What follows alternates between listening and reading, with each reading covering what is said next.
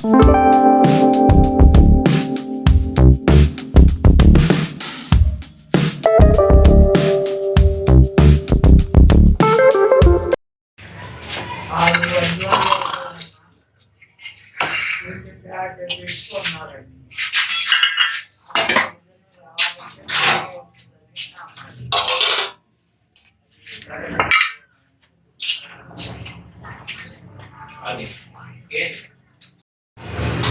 Hello Sai Soumya కిచెన్కి స్వాగతం అండి. ఈరోజు మీ ముందుకి ఒక రెసిపీతో వచ్చానండి, ఇడ్లీ రెసిపీతో. ఈరోజు క్యారెట్ ఇడ్లీ ఎలా తయారు చేసుకోవాలో చూపిస్తానండి.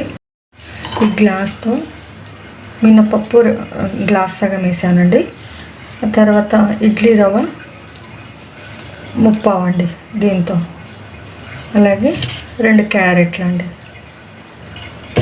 ఈ మినపప్పు ఒక 4 అవర్స్ నానబెట్టుకున్నాను. ఇడ్లీ రవ్వ కూడా అలాగే నానబెట్టుకోవాలి. ఇది మిక్సీలో వేసేస్తానండి. ఇప్పుడు ఈ మినపప్పులో కూడా కొన్ని సాబుదానాలు కూడా వేసుకుంటే ఇడ్లీ మెత్తగా స్పాంజ్ లాగా ఉంటుందండి.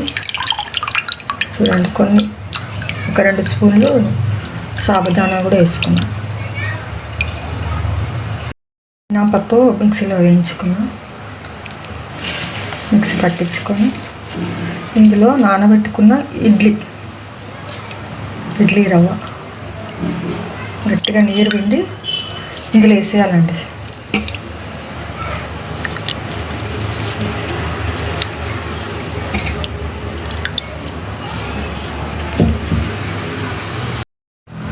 బాగా కలుపుకోవాలి.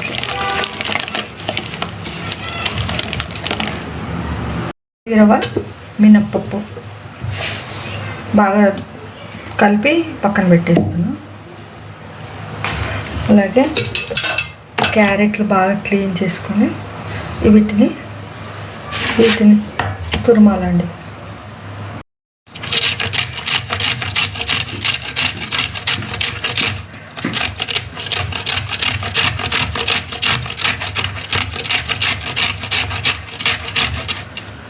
చూసారా, క్యారెట్ ఇలా తురిమేసుకున్నాం.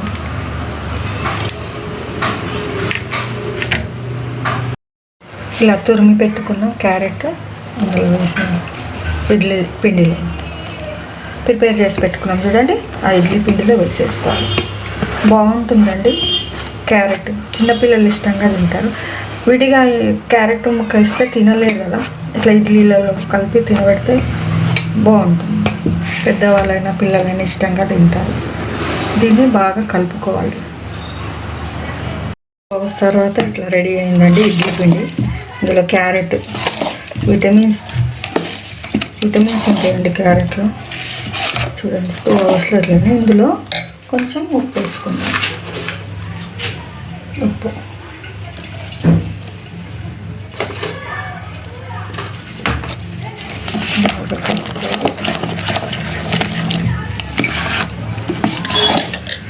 కలర్ఫుల్గా రెడ్డిష్ ఎట్లా అయింది కదండి. చూడడానికి పిల్లలు కూడా ఆకర్షణగా ఉంటే తినాలనిపిస్తుందండి. పిల్లలకు కూడా క్యారెట్ విడిగా ఇస్తే తినలేరు పిల్లలు. ఇలా ఇడ్లీలో ఎందులో కలిపి తినబెడితే బాగుంటుంది. చూడండి, ఇట్లా కలిపేశాక ఇడ్లీ ప్లేట్స్ అండి. కొంచెం ఆయిల్ వేసుకున్నాం. ఆయిల్ రుద్దుకుంటే ఈజీగా వచ్చేస్తుంది మనకి. ఇదండి ఇలా చూసారు కదా.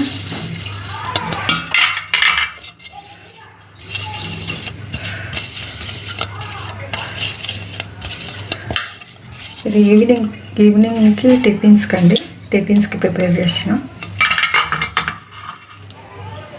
లైట్గా తినే సోడా వేసుకోవాలండి. లైట్గా కొంచెం ఇడ్లీ అనేది పొంగుతుంది. లైట్గా వేసేసుకోవాలి. చూడండి, తినే సోడా చూడండి. అరగంట వేస్తే మరీ మందంగా కాకుండా పలచగా వేసుకుంటే బాగుంటుందండి. ఇడ్లీ లోపల కూడా మంచిగా ఉడుకుతుంది. ఇలా కొంచెం వేసి ఇలా ఇలా చేస్తే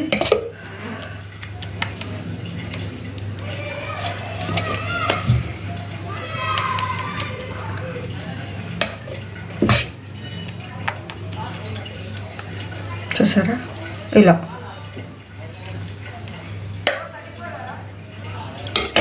పల్చగా వేసుకుంటే ఇడ్లీ బాగా లోపల ఉడుకుతుందండి. చేసేసుకొని ప్లేట్లో పెట్టేసుకోవాలి. రెడీ అండి. ఇందులో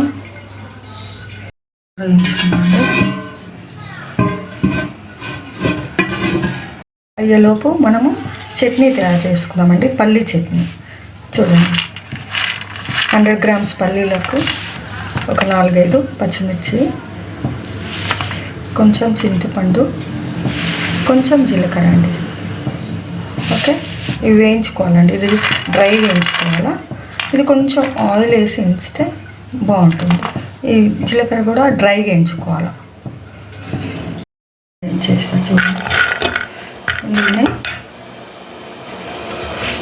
ఇది జీలకర్ర,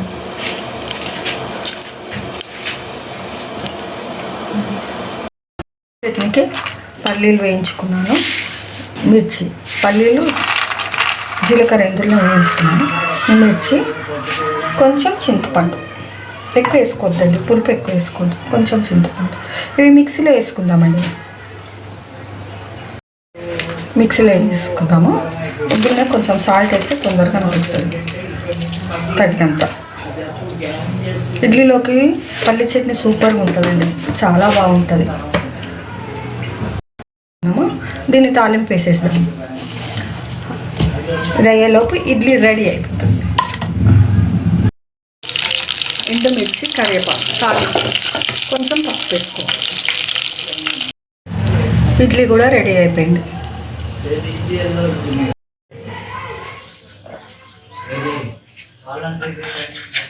ఇడ్లీ రెడీ అండి.